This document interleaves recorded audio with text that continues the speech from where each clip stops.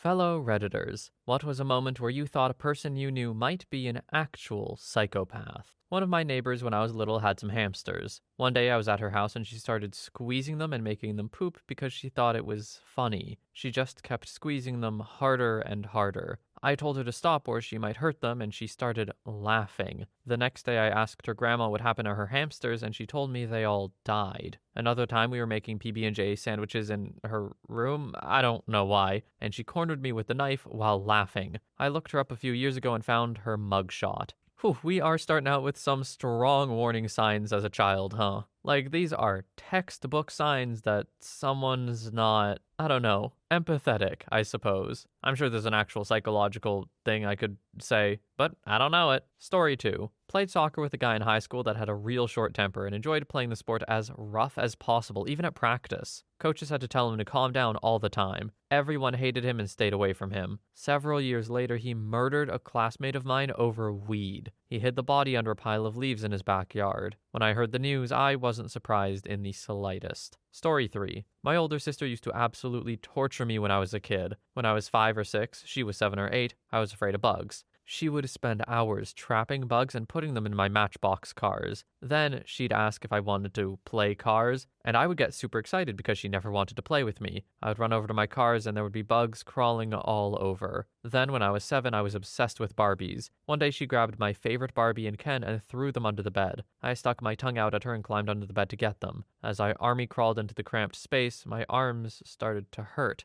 I was getting pricked all over every time I moved. It took me until I was halfway under the bed to realize what my psychopath sister had done. She had spent all morning weaving push pins into the carpet so the points would stick up and stab me. She then tricked me into climbing under the bed. So there I am, halfway in with my precious Barbie and Ken at the back wall. I had to decide to cut my losses and abandon Barbie and Ken, or climb the rest of the way through the Saw-esque minefield and back out. I bit the bullet. I can't think of a better description than Saw-esque for that. Like, that is evil mastermind behavior at the age of, what, 9 or 10? OP, I've never met your sister, and I'm afraid of her. Story 4. She kicked my leg while we were ice skating to make me fall. I really hurt my back, I couldn't get back up, and I could barely talk and had trouble breathing. I asked her to please call someone, but she just stood there and laughed at me for a few minutes, until I was able to crawl to my phone and call someone. She also said to my adopted brother that he's worth nothing because even his real parents left him in the trash. That was the only time I ever punched someone in the face. Story 5. When I was 8, I let my older cousin, who was probably 11 or 12 at the time, hold my hamster. She was being really rough with it, so I told her to put it back into its cage. She got really mad after this, just stared at me for about 2 minutes before she turned around and threw my hamster into the wall. My poor little guy died instantly, and I was crying because my hamster had just gotten murdered. I knew after she threw it, something was really wrong with her, and my mom made my aunt come and pick her up, and she wasn't allowed to be near any animals after this. It's been almost 4 years since I've talked to her, but apparently she gets into fights almost weekly, and beat somebody so bad they had to go to the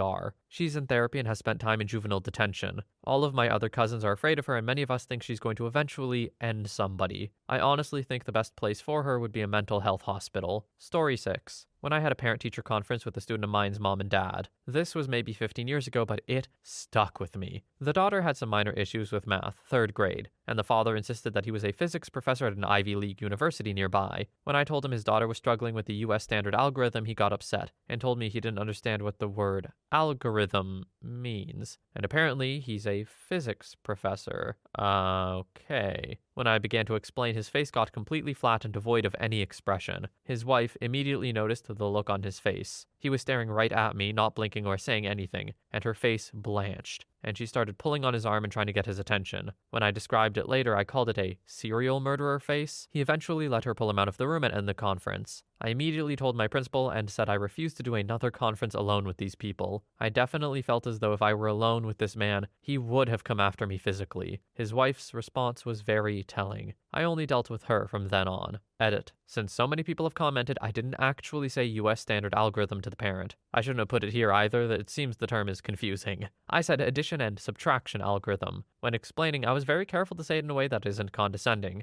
I would never expect parents to just know math terms, but I'm a talker, so sometimes when I'm explaining I forget they might not know and get carried away with it. I might have even apologized for using the term and not just saying carrying and borrowing, which I usually do, but I can't remember now. Story 7. I went to high school with a guy. We weren't close, but had a lot of mutual friends, so we were around each other a lot. Once he beat a guy with a tire iron when the guy tried to scam him when he was selling some weed or something. Later on, he went to Iraq and was in some crap. He came home on leave at some point, and I was at a bar playing pool with him when he nonchalantly talked about ending people's lives over there. He said he enjoyed it. He was always very calm and chill when I was around him, but I tried to avoid him after that. There was something broken in there. The weirdest part is that he would have these moments or anecdotes of extreme violence, but he always relayed them calmly, never felt any sort of regret. Obviously, you can't diagnose someone off of that sort of thing, but I've read that sociopaths make good soldiers, and he was fairly successful in the army, I believe. Story 8. I met an individual who later pled guilty to his involvement in about 14 murders. During an interview about his childhood and personal life, it became very apparent that he had no interest in other people, and they were basically NPCs to him, even his girlfriend and child. He was in a gang and his behavior was basically shadowing the other guys with status. He had a girlfriend because that's what the other guys did. He had a fancy car, he wore the right clothes. The other guys figured out early on he was not bothered by murder or gunfights, so he was their hitter. During the interview, he was perfectly polite but utterly flat in his affect, and didn't attempt to dissemble or minimize a lot of terrible things that happened to him or things he'd done. It made for an interesting interview. Oh yeah, treating people like NPCs, that's like the definition of sociopath, isn't it? Just a complete lack of regard for anyone else as an individual. And yeah, that stuff is scary, because the stuff they're willing to do because they don't see other people as people, it can be pretty intense. And hey, I guess the guy pled guilty to 14 murders, so case in point. Story 9. When my best friend asked me to find a cat and murder it with her in her backyard. We broke contact after that. Heard from a mutual friend it was actually confirmed by her therapist that she was a sociopath a few months later. Story 10. I'm a college librarian. He was one of my students who came in a lot. He was super charming and good looking and altogether empty inside. No depth, no emotions, no regard for others. One of our staff straight up said, "That boy's a psychopath." She had been a social worker, so I trusted her opinion and agreed. He collected types of women. He told me about seducing a female, married military chaplain and getting her to do intimate things she didn't want to. Then he got bored with her and moved on. He eventually got his master's degree and now he works on military base making big bucks, getting everyone else to do his work for him. Sometimes psychopaths are dangerous in other ways. Story 11. I went to university with a guy I'm positive is a psychopath. Quite pleasant to be around, but has no regard whatsoever for you. Quite charming, actually, and the best ladies' man I've ever seen. But once he bangs, he's done. Like, literally, they don't exist to him. I've seen him break up 2-year-long relationships of other people and then dump the girl the morning after. I suspected he was a psychopath, but we took a psych class together and he confirmed it to me. Like, straight up told me he'd been diagnosed. I wouldn't call him a bad guy, but he didn't see me or anyone else as human. Just things he enjoyed interacting with. Played D&D and board games with him for years. Still have him on my Facebook, but haven't seen him in like a decade. Story 12. My ex was always weird and emotionally stunted. Would never come out of his shell or let anyone in, which was a big problem to the relationship, but that's just background. One day we were at our friend's house and the conversation turned to creepy and weird things. He brought up the dark web and said something about a YouTube channel that discussed weird things that can be found on the dark web. Then he asked if we had heard of crush content, and the look on his face and his tone told me this was more than a casual inquiry. It seemed more like he was gauging us for our reaction to see if we were into it. We asked what it was, and he said it was videos of women in stiletto heels crushing things like kittens, filmed from below through glass and the like.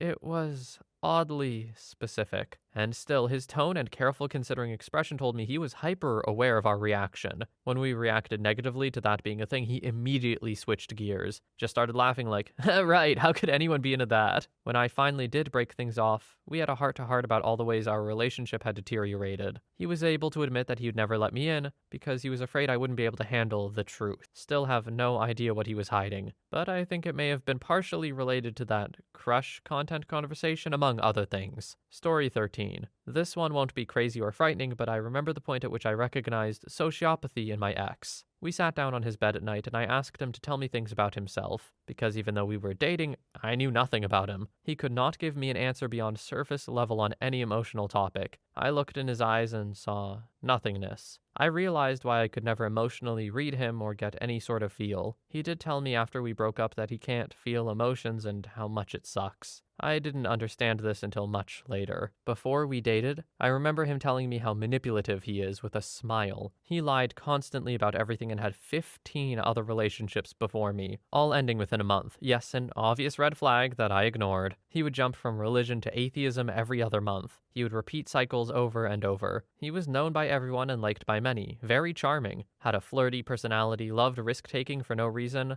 always got into trouble. Story 14. I think I might have posted about this before, but there was a guy I was in a couple of clubs with in high school. He was always really polite, but intense. Like the kind of intense that you don't want to make eye contact with, if that makes sense. Anyway, one day we're walking back from McDonald's or somewhere together before a club started. It's just the two of us. Out of nowhere, he starts talking about how he's a black belt in some martial art, and gleefully tells me about how in one of his classes they had just learned how to break someone's neck in one move and how cool it was. I was like, huh, okay then, that's interesting, and just let him go on his merry way. In the back of my mind, I was going, this dude is totally going to murder somebody someday. Years later, he makes the local news. Not for murder, but assault. Story 15. In the pool at a Girl Scout camp, I playfully splashed another camper and she went ballistic. Her friend stopped her before she got to me. Later, the same camper was planning an after-hours fashion show in their cabin. My cabin was going to go, but someone let it slip to a counselor, so we stayed in. Turns out it was a naked fashion show and she was sent home. There were other instances of her insanity, but I've blocked them from my memory. What I do remember is having a candle ceremony by the lake where we talked about what happened, and the counselors did an excellent job counseling us. Edit. Just want to say, it is likely she was less psychopathic and just more troubled, but the anger she expressed in the pool that day was truly terrifying to me. At that point, I was an 11-year-old or so who had to deal with a mentally unstable mother at home. Story 16. He was the stereotypical goth rebel kid in high school. Black trench coat, bad home life. He had murder tattooed on the inside of his lip and liked to show it off for shock value. Loved breaking rules and generally saying creepy things to get a rise out of people. I didn't know him very well at all. He was a couple years older than me, but I always just assumed from the few interactions I had with him that he was just a troubled kid who liked to act out. Several years later, he murdered his wife. From what I heard, his story was that it was self-defense and she was coming after him, but who really knows? I heard some rumors that she was found in a position that suggested she was trying to get away from him when he shot her. Regardless, it was a horrific and tragic situation all around. Their baby boy was in the house when it happened as well. I think about him a lot.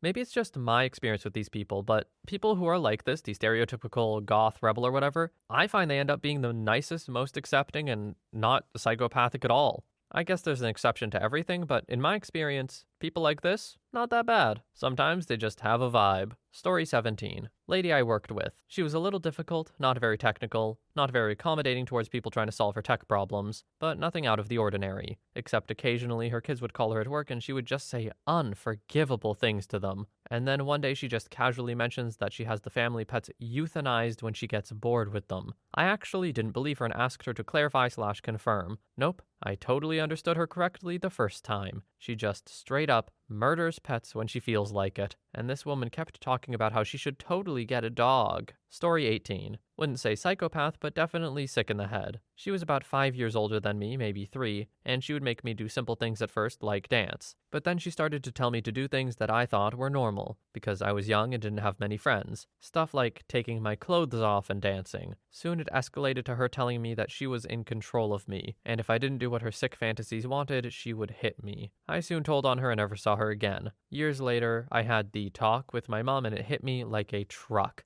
If I were to see her now, I would beat the crap out of her and tell her to say sorry. She also pushed my head underwater when I wanted to stay above water at the pool, and her mother didn't do anything. Story 19. I had a friend that treated me like her boyfriend, always asking where and with whom I go, and many times cried that I don't spend time with her but with others. One day I just said, that's enough, and end the toxic friendship. After all this, she went to our friend Mary and told her that she needs her phone to text me. Mary was always nice and friendly, so when she asked me why I'm so angry about that friend, I tell her the truth. Then the phone rang, and when I answered, it was my toxic friend with giggles. She said stuff like, "It was me all along. You ruined our friendship. Why? I was always so good to you." I forgive you talking behind your back about me. Our friendship is so great, I know you'll never end it. 2 days later, she pretended to be a different friend. She tells all of our friends that she doesn't understand why I'm so rough, tells lies about me, blackmails me, comes to my house pretending nothing happened. When I was tired of all that, I just said to her that I had a boyfriend and he didn't like her, so I would never speak to her again. And it was stupid, but it worked. After a year or two, she texted me saying that she changed and she misses me. I said,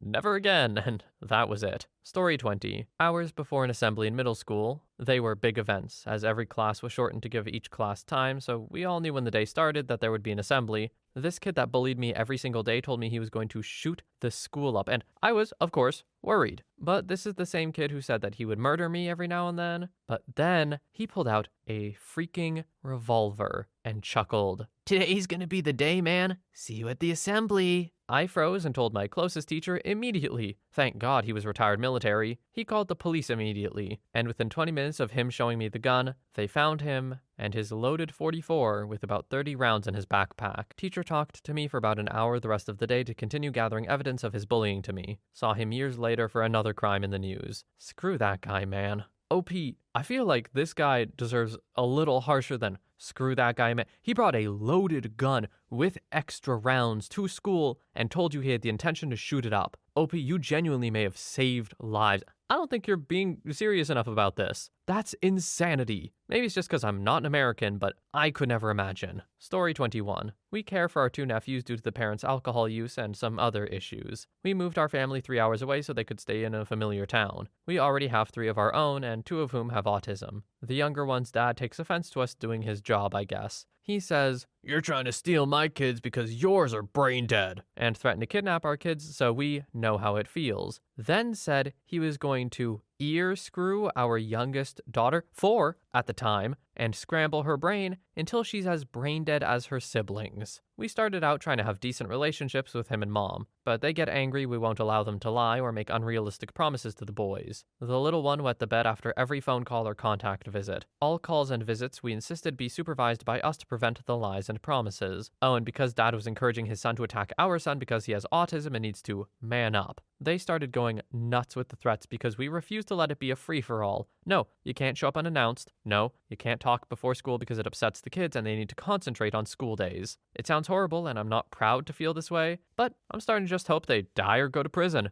Boys would be better off without the constant drama and in and out. They won't call for months and then call 25 times in a few hours because they want to talk now. Mom has 6 DUIs. 2 of those, boys were in the car. Still free, still not labeled a habitual offender. Courts have been pushing back her last 3 DUIs, including the 2 with the boys, for 2 years. COVID isn't helping, but every time she goes to court for 2 years now, she asks to extend, and they do. So she's still drinking and driving without a license. They've not paid 1 cent towards the boys in 2 years either, which is a separate issue entirely. I hate these freaking people, but I love my nephews too much to not help them. Story 22. I'm a therapist and I can't give you any details, but I have had a few clients who committed very violent acts or murders with no remorse. Until we do the therapy to get them through the screwed up childhood trauma they went through, then the remorse is there and real. If we can get them that far, the outcome is always that. The folks that I've worked with that developed the ability to dissociate to the extent they were able to do those acts have lived lives of early childhood horror that goes above and beyond what you see in even the most disturbing movies. Story 23. In my university days, I lived with a guy whose girlfriend used to come over to our apartment and hang out fairly often. She was always friendly and a superb baker who frequently brought cakes over to our place, so she was always welcome, and we became a fairly close group of friends. Towards the end of our semester, the guy came home one day and told us he needed to talk about something, and promptly told us that she had confessed to him that she stabbed her roommate's cat in a fit of anger for failing a class, and then hurriedly buried the corpse in a nearby field. We told him to report her and dump her immediately, and he refused, believing she just needed someone to support her. To this day, I still can't believe someone as pleasant as she was could have done something so horrific. Story 24. One of my best friends is a fully diagnosed/confirmed nonviolent psychopath.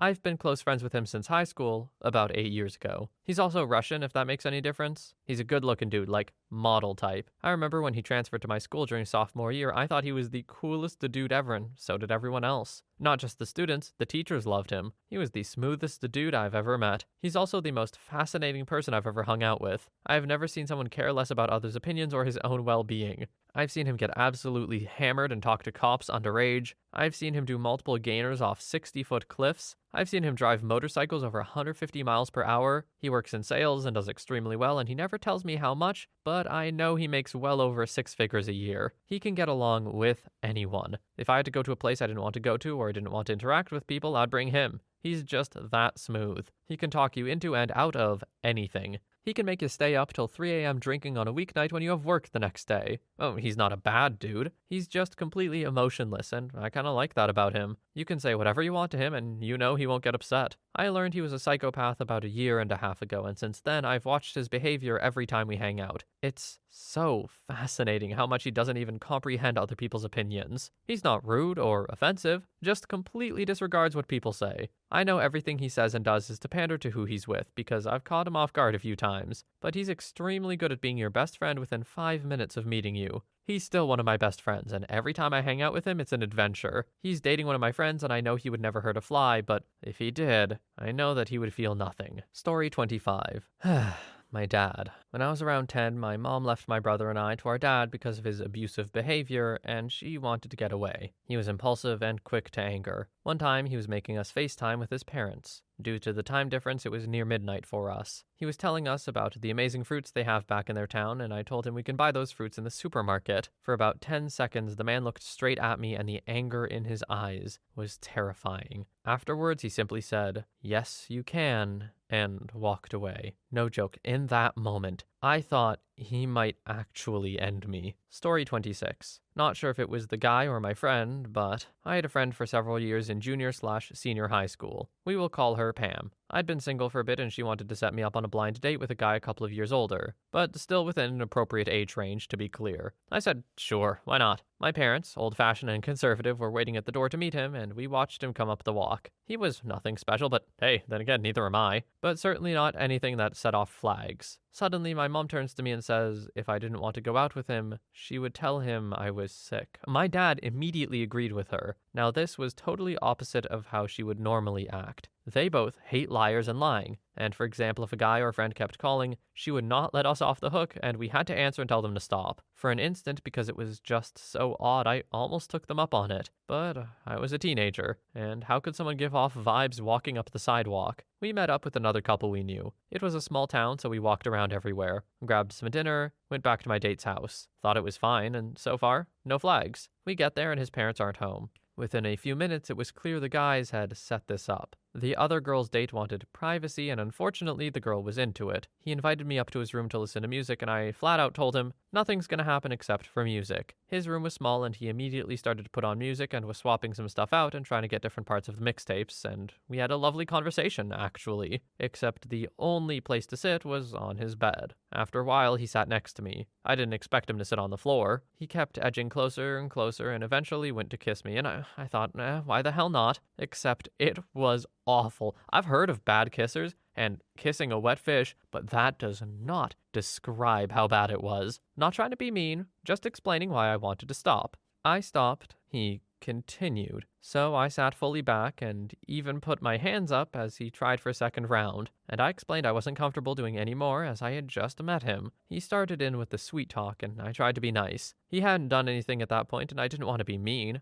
All of a sudden, he does a 180. He gets mad and says I owe him because he paid for dinner, 2 slices of pizza and a small Coke, by the way. And then he threw himself, and he was not skinny, completely on me and pinned me on my back on the bed, reaching under my shirt. He should have asked me more about myself. Then I would have told him I was a professional horse trainer. I specialized in retraining ex-racehorses to other specializations, such as jumping or dressage. You know how much leg strength it takes to stay on a racehorse in a tiny English saddle? At 16 years old, I could leg press 350 pounds. I brought my pelvis up, wrapped my legs around his middle, and squeezed as hard as I could. After he was left lying on the floor crying and screaming at me, I walked downstairs and announced, I was leaving and suggested the girl go with me. She opted not to and I went home. Didn't hear from him again, but heard he was talking crap about me around town. Now, where does the psychopath part come in? Well, about 6 months later, he was arrested and charged with assault. It was all over school since the girl was still in high school. She was 16, he had just turned 19 a few days ago. Now 16, dating 18, 19, nothing. But if the parents pressed it,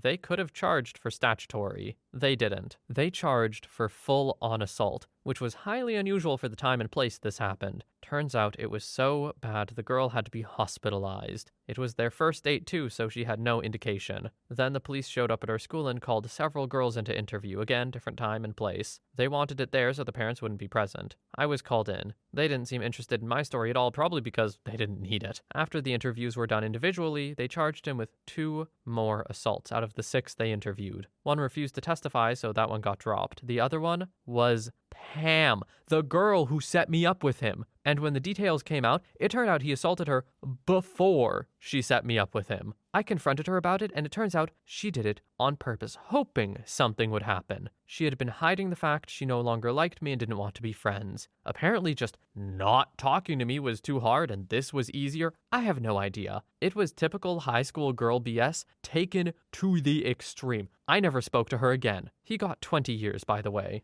First of all, so glad he's in there for 20 years. Assaulting, not even women, girls, by the way, gross, disgusting. You deserve the jail time. But I would never have guessed in a million years the twist at the end. I totally forgot OP said at the beginning that the psychopath could have been the guy or her friend. That's horrific. Like, this would make your average mean girl be like, oh my god, really? That's too much. Pam, you might be the devil. Story 27. I had a girlfriend who was in a relationship with a sociopath. He didn't have music tastes. His playlists were a copy and paste of literally anything other people listened to. He could spend entire days working without the need to do anything fun. His face didn't express any emotion to the point of looking kind of autistic at times, and he started laughing only when she noticed that he never did. A very synthetic laugh, too. His tastes changed completely to match hers. He could go from being menacing and about to hit you in the face to normal, like nothing happened, in seconds. He would invent things that your friends said about you or about other friends to the point that you suspected everyone, felt isolated, and that you only had him. He didn't like men, but admitted to banging with them to obtain favors. He didn't have a sense of humor, only appreciated saying offensive things to enjoy people's reactions. He claimed all of his exes were crazy. He would always find a way to have a favor done from someone, even if it took days and even if they considered him weird. He wasn't scared at all by loud and sudden noises. He called every person who showed fragility stupid, even a woman who was flashed by a creep on a bus. He wanted people to compliment him and thought they were stupid by believing he was special, that he succeeded in tricking them. He was never happy, only ferociously sensual when he was drunk and satisfied when he could witness someone suffering, and most of all, he enjoyed making her cry. All of these pieces came together after 6 months, and he was also very good at hiding the nature of all these actions. Story 28. This happened to my mom and I at a laundromat a few years back. We were sitting down, watching TV at the local laundromat while we were waiting for our clothes to get down in the washer.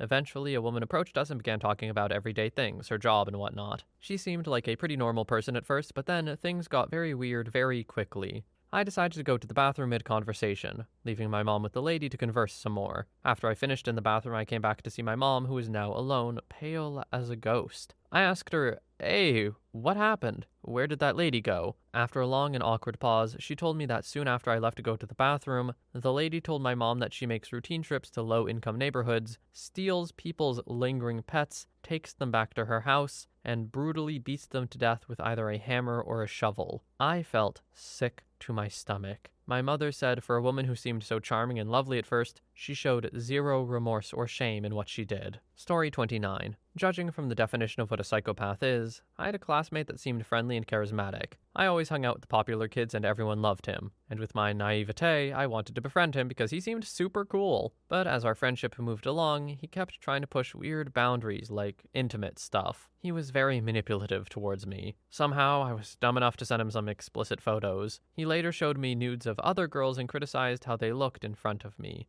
I was worried about if he had shared my nudes with our friends. He had jokingly said that he did to get a rise out of me, and I was so freaking mad. And that is when my parents found out and barred him from coming over, and we couldn't remain friends. However, my rebellious butt kept texting him because his charm was able to convince me to unblock him. He would send lewd text messages, and I felt super conflicted about whether I should say something. I just got tired of it. And he turns around and starts quoting Bible verses about the sins of lust and stuff, saying I was the lewd one, and that he was more righteous than me, and throwing scripture in my face for calling him out. And then I went on a mission to warn any girl that came into contact with him, but literally no one believed me. Anytime we were in the same friend group, he would just flip a switch and go back to being a gregarious dude. He never showed any hint of that weird, crappy behavior when others were around, so I basically had no proof other than my personal anecdotes. How could a charming, God-fearing guy be such a scoundrel, right? I don't know what his behavior is like now because I blocked him on literally everything he could contact me on. Story 30. My parents stayed at the same church from the start of their marriage up until I was about 13, roughly 20 years, and most of the families in the church had been there about the same time. Classic small-town church, so everyone knew everyone. One family in particular had a really rough backstory. The grandmother took care of about 7 of the grandchildren, all aged 8 and under, as her daughter was in and out of relationships and on and off drugs. This caused the grandmother to not be able to be very present in her own son's life. The son was named Stephen, and he was about 6 years older than me. I have many memories of him just being downright odd and creepy. Overall, he was known for having issues, and everyone tried their best to steer clear of him. It's like we all thought that it wasn't a matter of if he was going to do something one day, but when. Lo and behold, 9 years ago, he broke into a woman's apartment at his school and dismembered her body. He then dumped parts of her body in the trash bins behind her complex, but some body parts were never found. The woman was known for being the only person to be friendly with him, and there have been reports that she rejected him on a romantic level, and that's what set him off. He murdered her just the days before she was set to go back home for summer break. His name was Stephen McDaniel. Look up the case if you'd like. The woman was considered missing for a few days, and there's an interview of a news reporter actually talking to Stephen. He's talking about how much he misses her and how he hopes nothing has happened to her. Then the reporter tells him that a body has been found, and he just goes blank. The rest of the interview is him sitting on the ground trying to grasp the situation at hand. It's a very freaky turn of events. He strategically placed her body in that dumpster because he knew when the trash was to be collected. The only reason her body was not taken away in a dump truck is because the investigating cop car had blocked the lane to it. Had the trash been collected that day, this case could have been very well unsolved to this day. Story 31.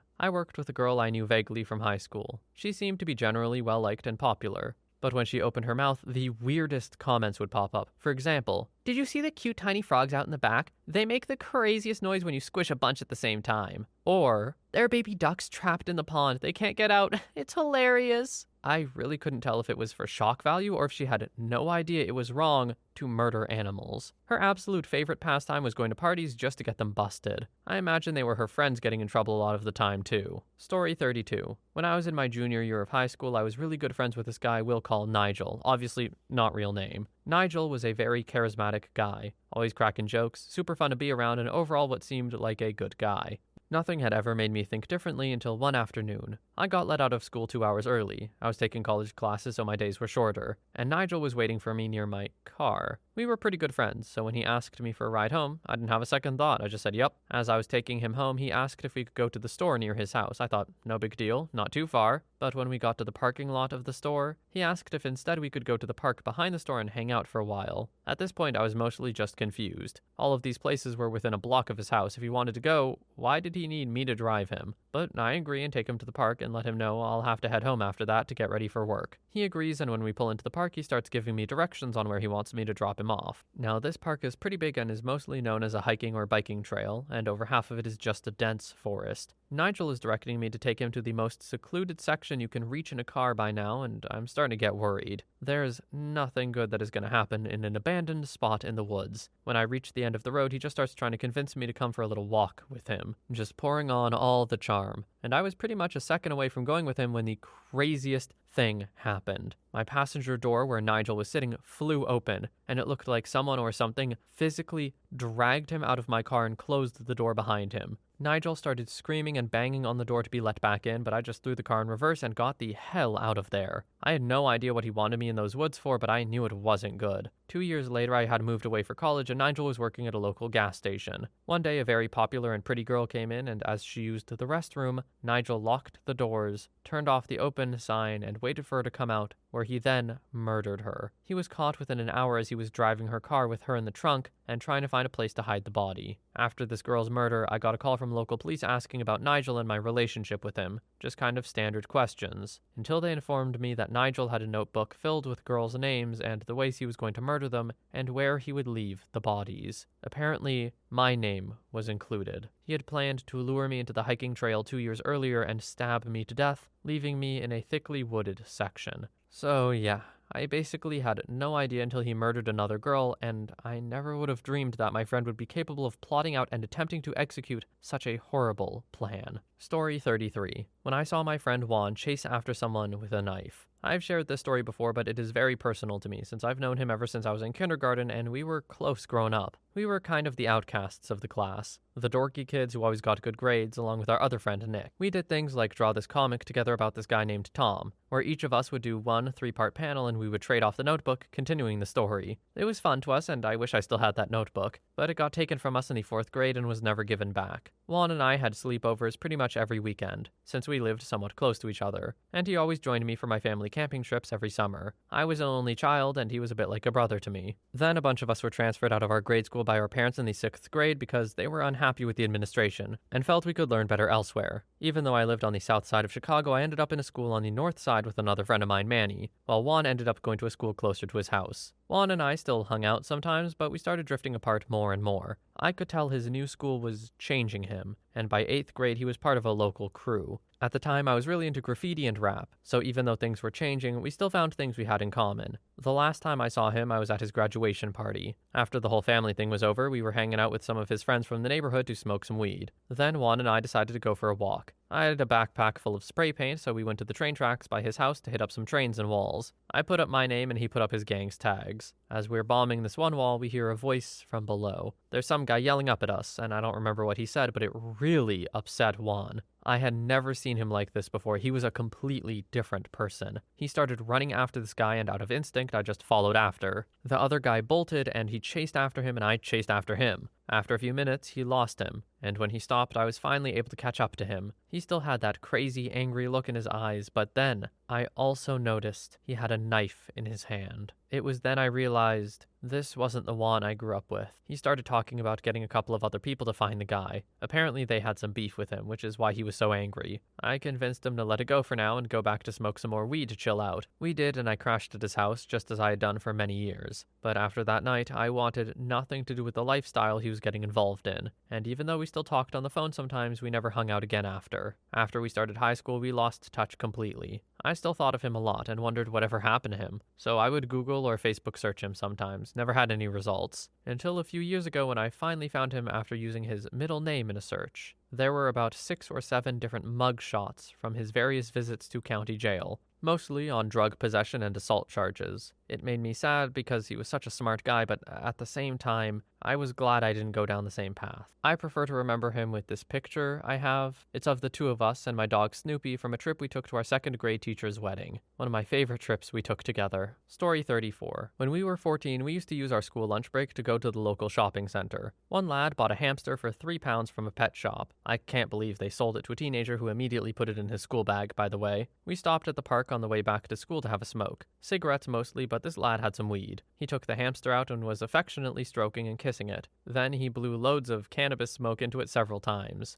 Then he threw it on the floor and stomped on it. To this day, I regret not intervening and not reporting him to our school. Fun fact, hamsters are considered exotic pets. Learned that not that long ago. I'm also surprised they just let this kid walk out with it, but I don't know. I guess because they're so cheap, hamsters aren't regarded as well as they should. All I'm saying, people don't respect hamsters enough. And I'm talking about the pet store employees, let alone this dude who stomped on one. Like, that kid has some issues for sure. Story 35. I was a teacher many years ago. I taught 2nd and 3rd grade. One day in class, we were discussing religion. This was a British curriculum where we studied personal, religious, and social education. He was a Christian and his father was a pastor or something like that. He started screaming in the face of one of my 2nd graders about God. The fury in his face and the physicality in that moment were terrifying. I was afraid he was going to attack her. After this incident, the kid started telling me stories about how he was murdering and cutting up cats after school, and even reported that he'd been beating on a child of a person who worked for his parents. He left halfway through the year, and the attitude change among my students was palpable. They asked to open the windows and rearranged the whole classroom. I don't think they were aware of this, but it was pretty obvious they wanted to clear his lingering nastiness out of our classroom. My kids were much happier and more normal after he left. I'm confident that kid grew up and hurt people. I would not be surprised to hear that he murdered someone. Story 37. My ex, whom I was with for 2 years. There were red flags there that I ignored for far too long, but the moment I realized I was with a potential psychopath was when I got into an argument with him. The argument extended to us bringing up the idea of love. I expressed my emotions and told him how I felt about him. I told him how much I loved him and I was loyal to him. I asked the question,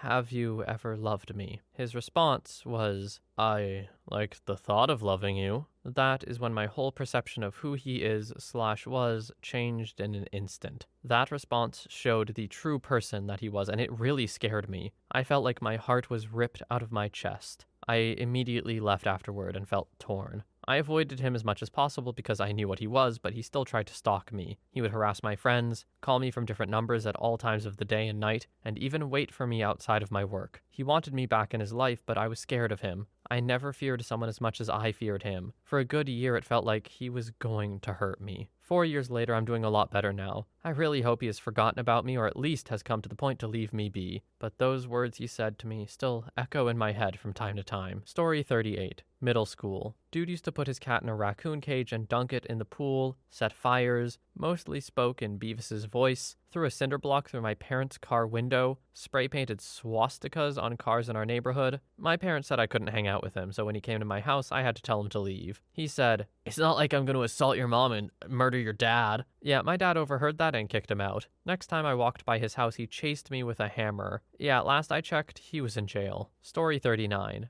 I, during uni, dated a much older guy who was hell-bent on me moving to his hometown and being his housewife once I graduated. Towards my final year in uni, I realized it wasn't what I wanted and tried to break it off numerous times. In hindsight, it's clear he was a bit of a psychopath because I rejected his initial request to date and he just kept showing up wherever I was. He was so charming and sweet to my parents, would emotionally abuse me and tell me I would never find a job upon graduating, etc. The final straw was when he flipped out at me for wearing a mid-thigh length dress during a holiday in Singapore, locked away my passport, and beat me senseless with his briefcase. It's a pretty traumatizing memory and I've blocked out most of it. I played dumb, said I was wrong, and waited for him to sleep before finding my passport and literally fleeing with my purse. I've never been so grateful for a 24-hour airport, because I remember breaking down into tears after passing immigration and just sobbing. I've never bothered to look back or see what he's doing, but he spent the next month calling me and my parents trying to spin that I was being overdramatic and I had gone crazy. Story 40. Had a friend in middle school. Things started out harmless enough, lighting sneakers and bike tires on fire, throwing stuff at cars, general mischief stuff. Then he put his cat in the microwave once for 15 seconds. It never meowed again after that. Kid was really screwed up. His mom was a drug addict and an escort. I had no idea because I was like 11 or 12 at the time. I have no idea what happened to him, and honestly, I don't give a crap either. Now, maybe I was just a straight-laced kid. Okay, correction. I was a straight-laced kid. But lighting sneakers and bike tires on fire is mildly concerning.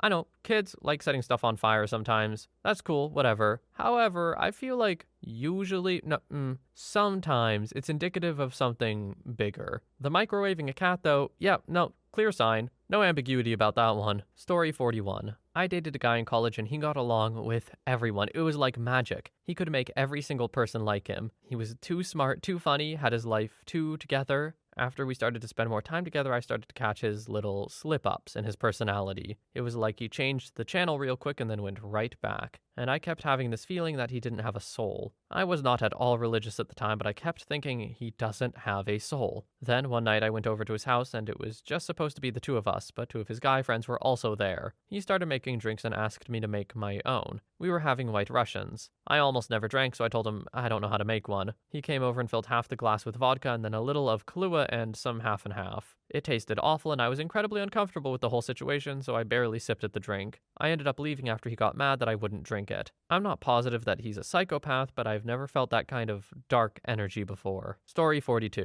A new employee joined our team. Our team goes out to lunch on Fridays. One Friday it was just me and him. We went out searching for a barbecue place and we ended up on a lonely stretch of road. We were closer to the restaurant but couldn't find it. We both got off and started following the directions from Google Map on my phone. He was walking a couple steps behind me, not saying anything. Suddenly the hair on my nape stood up and I had some kind of horrifying feeling. I jumped and turned around and he was staring at me with dead, cold eyes. He said, nobody will notice if we get murdered here in the middle of the street. I laughed nervously and I didn't know what to say. Did I scare you? He asked. Yeah, dude, I said. I know. A chill went through my spine. We kept walking and found the restaurant, ate the food, and drove back to work. I was puzzled about this episode for years. I didn't know much about psychopaths back then. I was watching a documentary on Dr. Robert Hare on YouTube, and then I understood. The psychopaths have this predatory instinct, and I think on that day he probably had a thought of murdering me. Story 43. New guy in high school. He was a senior and I was a freshman. During early football practice, before contact practice with full pads, he was knocking the crap out of tiny freshmen with the linemen blocking pads. Had wild eyes, untrustworthy eyes, having way too much fun. Same kid was in my cousin's fitness gym class and he threw a whole exercise bike at a kid and beat him up because that kid had talked to his girlfriend. This kid later robbed a local cafe. He had pantyhose over his head and was carrying a butcher knife and took the whole goddamn cash register. Story 44. My dad worked with this guy who was low-key sociopathic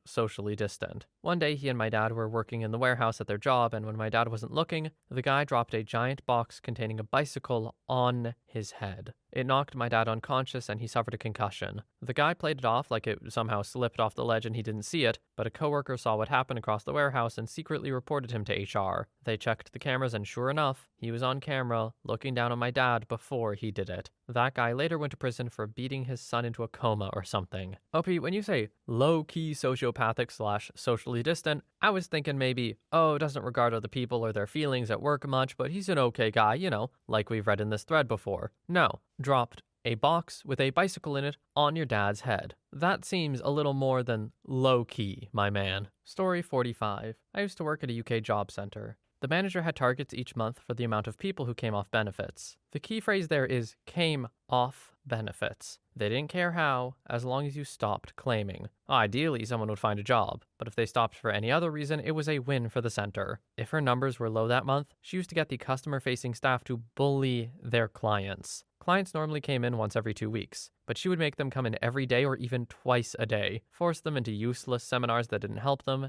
and make them account for every hour of the day to make sure they were spending every day looking for work. And none of it was really to help them find work. She just wanted to make their lives horrible, so they decided not to claim anymore. The sad thing is, it worked a lot of the time. She had no regard for any of the clients or customer-facing staff that actually had to do this. Story 46. My ex-husband. I didn't like him the first time we spoke. I know now I should have gone with my gut instinct. Second time, he swept me off my feet. He was everything I wanted in a guy. Really, he read me quickly and determined exactly what I wanted so he could portray that. So we moved in together and away from my family quickly, got engaged, married, and pregnant quickly. He lied all the time about little stuff and big stuff. And even when I could prove he was lying, he would try to fight back and gaslight me into believing his story or turn it around on me. The lying, the cheating, the emotional abuse, it was a lot. And I wanted out, but it's not easy to leave someone like that. Friends thought he was the perfect husband. People loved him because he would be exactly what he needed to be, all to impress you and endear himself to you. But there wasn't anything underneath that.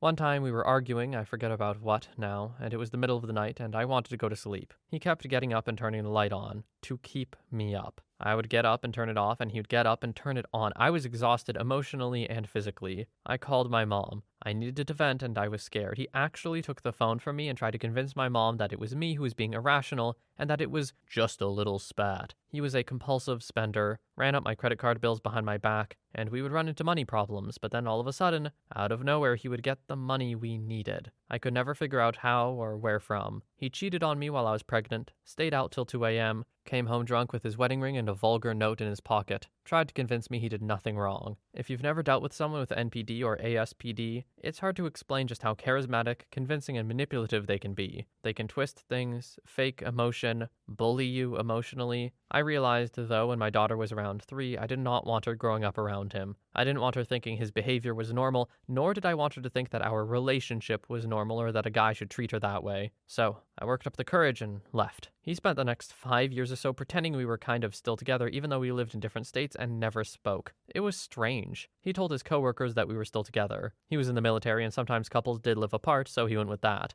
All because he was constantly trying to portray himself as the perfect family man. He speaks to our daughter maybe 3 times a year, has forgotten her birthday and Christmas. For him, it's very much so out of sight, out of mind. But then if he does see her, family reunion, or at her sister's graduation, which I would bring her to, he tries to act like a father of the year. My daughter's now 14 and is creeped out by him. Hey, good instincts. And luckily he lives across the country and we have very little to do with him. Story 47. It was high school, the AP crowd. I was the class loner, like all the rest of us. My classmates were nice to me, but I didn't have many friends, and I probably smelled. Hey, that worked for me. No complaints. I was in my own little world. This kid, Brandon, was the BMOC, the big man on campus. He was a genius and a social superstar. He was banging the hottest girl in senior year, and she loved him. Everyone wanted to hang around him. He gave out homework advice like candy. He put up with me. Never mean, but we weren't friends. We just went to the same classes. It was the last day of school. We were doing yearbook signings, and I never got one. But I was signing as people shoved them into my hands. Brandon's book ends up on my desk. I write some BS on the back pages. Brandon turns to me and politely asks for his book back, and sure, I hand it over. Here's where things get interesting. I must have held my grip on the book for a fraction of a second too long because Brandon's eyes changed. In an instant, they went from calm interest to, God, I don't know if I can describe it, something fearsome. A white, hot flash, a mix of shock, anger, disdain, and utter hatred. They were a devil's eyes. In that instant, I felt like I'd found the wrath of some terrible king, like I might be utterly eradicated and wiped from history for daring to defy him. Then, they went back to normal. He started chatting it up with some other kid, like nothing happened. I'll never forget the way he looked at me. In that moment, the mask slipped. I saw something I was never meant to see. I don't think he knew that I saw, but I know. This is the first time I've ever been able to get it off my chest. God save anybody who doesn't tread carefully around that kid. Story 48. When he very easily said things that were outlandish and obvious lies. He was tall and charming and handsome, and everyone believed him because he was such a nice guy. You could see anger flash across his face, and it would be immediately replaced with a look of sincerity. Well, I've heard from 3 people that he and his little brother assaulted his cousins in high school, and Grandma's trying to keep it hush-hush because his cousin came out and told the family 3 years later. Now he's going to graduate from a police academy. I've always hated the notion of keeping that sort of stuff hush-hush. No, they did some horrific act, very bad thing. It's important that people know about it so they can, be on guard at the very least. Keeping it hush-hush literally only hurts more potential victims and the victims who already exist. Does nothing but protect the abuser. Hate that stuff, man. Story 49. An ex-partner is most certainly a psychopath. He has many of the markers. Unstable childhood and adulthood criminality, impulsivity, pathological lying, glib charm, grandiosity, inability to accept responsibility, the list goes on. I'm generally a pretty savvy judge of character because I'm a social worker and have been in contact with all personality types. But he had me completely fooled for a period of time. He's a parasite whose disregard for others, including his own children, which thankfully are not mine, knows absolutely no bounds. The ease with which he can lie is so unsettling, and when I discovered nearly everything he said was bathed in untruth, I hightailed it out. Story 50. This was in middle school for me. I was on the dance team and it was after school, so I was walking over to a group of my friends to stretch for practice. I didn't realize that I'd left out my shoes, flip-flops, or sandals, whatever you want to call them. So as we were stretching, a girl that was a grade above me, my classmate, came up behind me and began lightly smacking my back, sides, and head with one of the shoes. At first I ignored it because the specific girl was not at her full mental capacity, to put it lightly, I guess. I'm not sure how to word it properly, and I apologize. Anyway, she started hitting me harder with the shoe/sandal, and red marks were appearing on me. I had already asked her to stop, and my voice was raising to get her to stop. All the while, my friends were trying to get her to stop, while another girl, an upperclassman from the high school's dance team, ran to get the coach/teacher. Finally, the teacher appeared out of thin air and got the girl to stop. The girl called me a loser and ran off. The teachers that were present while all this was happening moved my dance team shirt and saw the large red marks all over my back, neck, and parts of my face. Things finally got back to normal and my friends and I continued stretching. After 15 minutes, The girl circled around us and literally attacked me from behind, grabbing my shirt, throwing me down to the ground of the gym, hitting my back open-handed, leaving even more marks. She eventually got kicked from the team for attacking a minor. She was 16 or something. Months later, during the school day at lunch, I was with my group of friends when we were approached by some other kids telling me that the girl, I'll call her JJ, was trying to find me and stab me with a broken pencil that had the lead protruding from it. Two friends went to get the principal while myself and the rest of the group went to the teachers that were supervising us. I told my teachers what was happening and they didn't believe me, until JJ came up with pencil in hand. She even told the teachers she wanted to stab me. The teacher sent me and my friends inside to talk to the principal. Thankfully, the principal knew what JJ had done prior and called JJ's mom and my mom. Well, JJ's mom got to school first and began yelling at me, calling me a liar, a harlot, and other expletives that a child should never hear. The principal threw her out of the office and waited until my mom got to school and explained what happened. Am I still wrong to be terrified by those memories? OP, no, you are not wrong for being traumatized by this. You were literally attacked, and then threatened to be attacked again, and then told by the girl's mother that you were lying about it? And also she just called you names, which is just strange. Yeah, no, you're allowed to be traumatized by this, OP, don't worry. Story 51. Had a friend in high school who was a military brat and a bit of a freak. The first time hanging out, he convinced naive me to drink a cap full of hot sauce. Erring on the side of caution, I tipped the tip of my baby finger in and touched it to my tongue. It was the ultra-concentrated Dave's hot sauce meant to season an entire pot of chili with a few drops. But that wasn't the moment. One night we were hanging out at his house without his parents, drinking cola and doing junior high things. He ended up chasing us around the house with a knife and also with an arrow while laughing maniacally. Oh, also years later when he came back to town to visit, I picked him up in my car and he put his hands over my eyes while I was driving down the highway. OP, respectfully, man chased you around the house with a knife and you still went to pick him up after? You talked to him ever after? I don't know what your brain was thinking on that one, to be completely honest. Like, don't get me wrong, scary guy, but weird decisions. Story 52. From ages 11 to 15, she made elaborate stories based on other people's traumas so people would feel bad for her. Miscarried 4 times. Saw her baby on the bed after she miscarried at 10 weeks. Made assault allegations on 2 innocent people. One wasn't a minor and one was autistic. She made me believe that I'd made her end her own life for no reason. I texted her mom in a panic thinking she was dead. Turns out she was sat in the living room watching Netflix. Engaged to a uni student. One of the guys who she was in love with and she accused of assault went to a strip club with her. Her dad threw her into her room and locked the door, saying he would slit her wrists open. Her door doesn't have a lock, so I saw right through that one. Her dad's a raging alcoholic and beats her. She made an elaborate story about how she was caught with a boy in bed by his girlfriend. The boy was in Greece. Strip danced on a table at school, faked an eating disorder. She murdered her uncle who tried to assault her. It was scary when she told us this because she was bawling her eyes out, but once again, not true. There is so much more. You could literally suggest anything, and I bet I could think of a linked scenario. She would also take my phone and do stuff like message people about her fantasies about me. Why on my phone? And she would post photos online with both of us in it, and she would come out as gay so everyone thought we were together. And then she posted to an adult